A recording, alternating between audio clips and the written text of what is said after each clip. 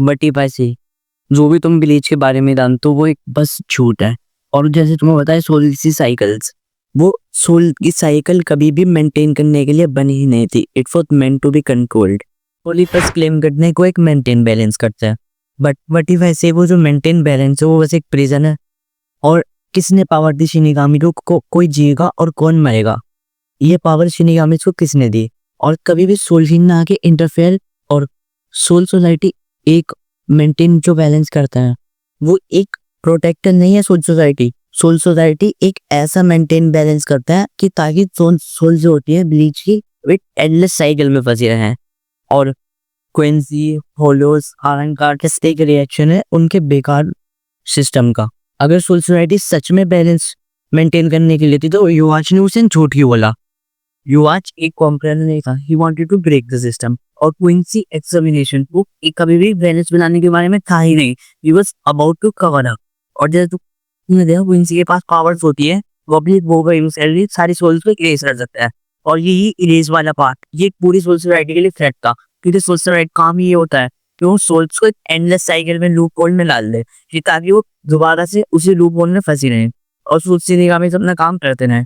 और ट्विंस जो होते हैं ना कंप्लीटली इरेज कर देते हैं सारे सोलों से फोन्स। गोटे 13 युवाबाहा से कभी भी अपना वर्ल्ड को प्रोटेक्ट करने के लिए कभी भी नहीं लड़ी। They fought Yhwach to take control over the souls.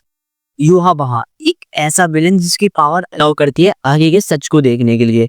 और क्या युवाबाहा ने देख लिया था कि सोल सोसाइटी जो है वो एक ऐसा झूठ है जो एक मरे हुए किंग के ऊपर बनी हुई है। और युवाबाहा का गोल कभी भी डोमिनेशन के बारे में था ही नहीं, इट वॉज अबाउट लिबरेशन। युवाबाहा एक ऐसा विलेन जिसने क्या सच में उस सच को समझे जो सारे दूसरे लोग नहीं समझ पा रहे थे? क्या वो सच में एक विलेन था? Do let me no in the comments.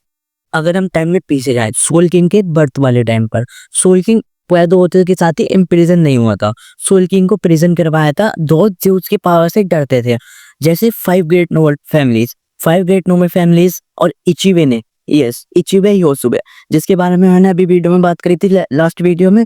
इचिबे योसुबे को मैंने D1 इसलिए ही बोला था क्योंकि इचिबे योसुबे और 5 ग्रेट नोबल फैमिलीज ने मिलकर सोल किंग को प्रिजन करवाया था और सोल किंग को ऐसे किंग बना दिया था पूरे वर्ल्ड का।